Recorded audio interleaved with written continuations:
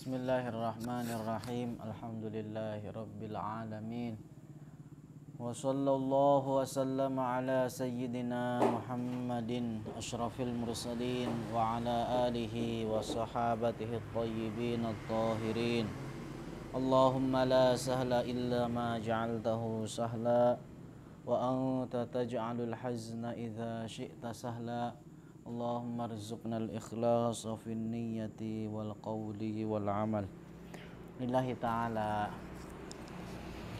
Bismillah. Qala al-muallif rahimahullahu rahmatan wasi'ah. Wa qala aidan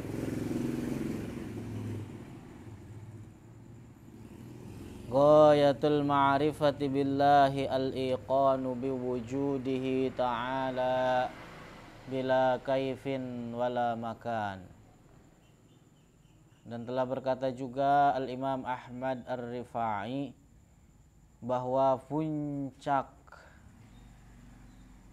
pengetahuan seseorang terhadap Allah atau cara seseorang mengenal, beriman terhadap Allah adalah meyakini dengan pasti tanpa ada keraguan sedikit pun akan keberadaan Allah bila kaifin, tanpa disifati dengan sifat-sifat makhluk, wala makan, dan ada tanpa tempat. Mutiara dalam tauhid dari seorang imam yang agung, pemuka kaum sufi, Al-Imam Ahmad Ar-Rifai. Asyarhu, penjelasan, anna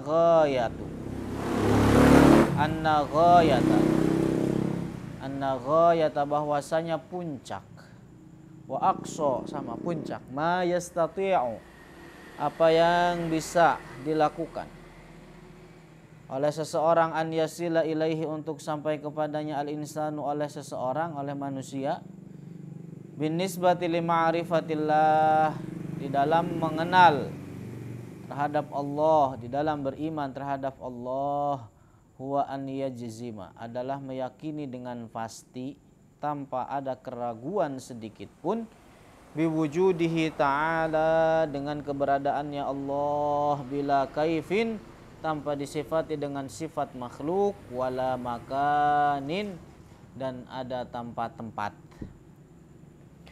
Ini beriman kepada Allah adalah pertama tadi meyakini bahwasanya Allah Subhanahu wa taala itu maha ada tanpa menyerupai segala sesuatu yang ada.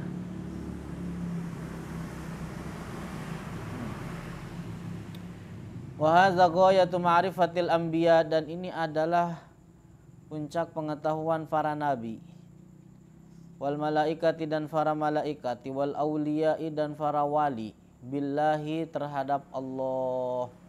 Jadi puncak ma'rifat para nabi, para wali, para malaikat adalah apa? Meyakini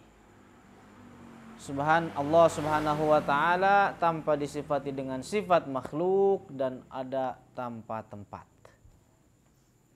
Puncak ma'rifah. Lianna ma'rifatallahi laysat bitasawwuri, oleh karena mengenal atau ma'rifat terhadap Allah adalah bukan dengan cara membayangkan. Kenapa? Karena apapun yang tergambar, terlintas, terbayang di dalam pikiran manusia tentang Allah, apapun yang tergambar di dalam pikiran manusia tentang Allah, maka Allah tidak seperti demikian itu. Karena pastilah apa yang tergambar, terbayang di dalam pikiran manusia itu pasti berupa makhluk. Pasti berupa makhluk. Sebagaimana dikatakan oleh Al-Imam Zunnun Al-Misri, mahma tasawwarta bibalik fallahu bi khilafi dzalik. Apapun yang terlintas di dalam benak pikiran Anda tentang Allah, maka Allah tidak seperti demikian itu. Laisat bitakdir, juga bukan dengan mengira-ngira, wa tamsili atau dengan menyerupakan. Dengan menyerupakan suatu dengan sesuatu yang lain. Li'anna Allah laisa hajman, oleh karena Allah bukan berupa benda. Wa laisa lahu masilun, dan Allah tidak memiliki keserupaan dengan sesuatu apapun. Kaifa yutasawwar, lantas bagaimana bisa dibayangkan? Sesuatu yang tidak ada keserupaannya bagaimana bisa dibayangkan? Jelas berarti apa? Tidak bisa dibayangkan. Paham itu? Jadi sesuatu yang tidak memiliki keserupaan bagaimana bisa dibayangkan? Mustahil, nggak bisa dibayangkan. Makanya puncak pengetahuan atau ma'rifat, puncak ma'rifat seseorang terhadap Allah adalah bukan dengan cara membayangkannya. Asyai'ul ladzi lahu hajmun yutasawwar, sesuatu yang memiliki bentuk, memiliki ukuran, itu pasti bisa dibayangkan. Kita sekalipun belum pernah melihat benda tersebut, tapi apa? Bisa dibayangkan. Pasti setidaknya benda yang belum kita lihat sekalipun apa? Pasti kita bisa bayangkan. Setidaknya pasti benda tersebut memiliki ukuran. Pasti benda tersebut memiliki bentuk. Pasti benda tersebut memiliki warna. Pasti benda tersebut memiliki tempat. Kenapa? Karena adalah itu berupa benda. Amma syai'ul ladzi la hajma lahu, adapun sesuatu yang tidak memiliki ukuran wala kamiyah, dan tidak memiliki bentuk, tidak memiliki ukuran, la nastati' an natasawwarahu. Jadi tidak bisa kita bayangkan. Innama ma'rifatuhu, adapun mengenal terhadap atau ma'rifat terhadap Allah, an-na'taqida adalah dengan meyakini annahu mawjudun, bahwasanya Allah itu maha ada, min ghairi ayyatasawwar, tanpa bisa dibayangkan, min ghairi an natasawwar, tanpa bisa kita bayangkan, annahu fi jihatin, berada di suatu arah, minal jihati ka jihati fauqin, dari arah yang ada seperti arah yang atas. Ini nggak bisa dibayangkan.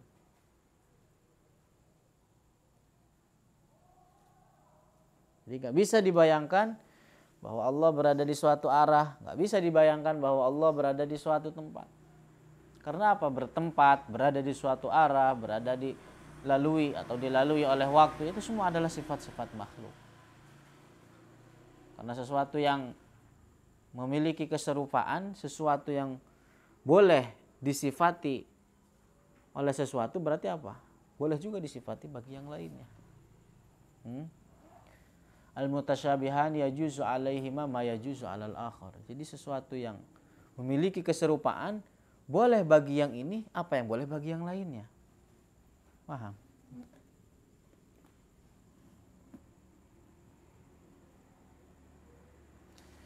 In qala al-wahabiyyu, kalau seandainya Wahabi ngeyel, al-mawjudu la budda an yakuna fi jihatin minal jihad,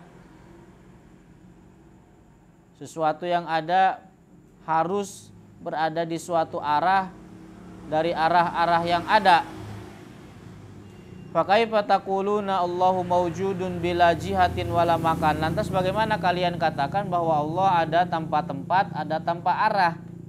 Wahabi biasa ngeyel begitu, nggak mau nerima perkataan Allah ada tanpa tempat. Karena apa? Mereka mengkiaskan sesuatu atau mengkiaskan Allah dengan makhluk. Paham itu? Karena mereka mengkiaskan Allah dengan makhluk, sehingga akhirnya apa? Mereka mengatakan bagaimana sesuatu yang ada tanpa tempat, tanpa arah. Kita jawab. Yuqalu lahum, katakan kepada mereka, li'annahu law kana fi jihatin, oleh karena Allah, kalau seandainya Allah berada di suatu arah, wa makanin, berada di suatu tempat, lakana lahu amsal, maka dengan demikian Allah pasti memiliki banyak keserupaan. Sesuatu yang berada di tempat, sesuatu yang berada di arah pasti apa? Memiliki banyak keserupaan. Walau kana lahu jihatun, kalau seandainya Allah berada di suatu arah, lakana lahu mukhassisun. Berarti dengan demikian ada sesuatu yang mengkhususkan Allah, khassasahu, yang mengkhususkan Allah bil wujudi, dengan ada fi hadhil jihad, di arah tersebut. Jadi kalau seandainya Allah berada di suatu arah, berarti apa? Allah membutuhkan kepada sesuatu yang menjadikannya di dalam arah tersebut. Walladzi yakunu lahu mukhassisun yakunu makhluqan. Dan sesuatu yang membutuhkan kepada sesuatu yang lain, yang menjadikannya dalam keadaan tertentu, berarti apa? Makhluk. Kenapa Egri kurus, nggak gemuk? Karena ada yang menjadikan dia dalam bentuk dan ukuran seperti ini. Makhluk. Nah, jadi kalau seandainya Allah berada di suatu arah, berarti apa? Membutuhkan kepada sesuatu yang menjadikannya berada di arah tersebut. Dan yang membutuhkan kepada sesuatu itu lemah. Dan yang lemah apa? Tidak layak menjadi Tuhan. Hadza ma'na kalamir Rifa'i, inilah makna perkataan al-Imam Ahmad ar-Rifa'i, wa huwa min nafaisi ilmi al-aqidah. Ini adalah mutiara dalam ilmu akidah. Perkataan Ahmad ar-Rifa'i, mutiara di dalam ilmu tauhid. Wa qad dzakara hadzal kalam, dan al-Imam Ahmad ar-Rifa'i menyebutkan perkataan ini fi kitabihi, di dalam kitabnya Halatu Ahlil Haqiqati Ma'allah, keadaan ahlul haqiqah bersama Allah. Jadi ahlul haqiqah adalah mereka kaum sufi yang dimaksud. Jadi bagaimana menjelaskan tentang keadaan, perihal, perilaku kaum sufi di dalam bermuamalah.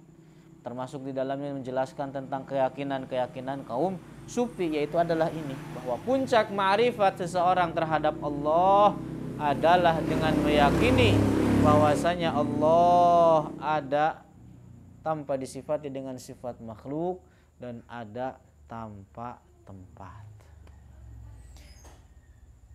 Naam laqad asfara subhu lidzi ainain. Memang sudah jelas waktu subuh, sudah jelas kebenaran bagi orang yang punya mata.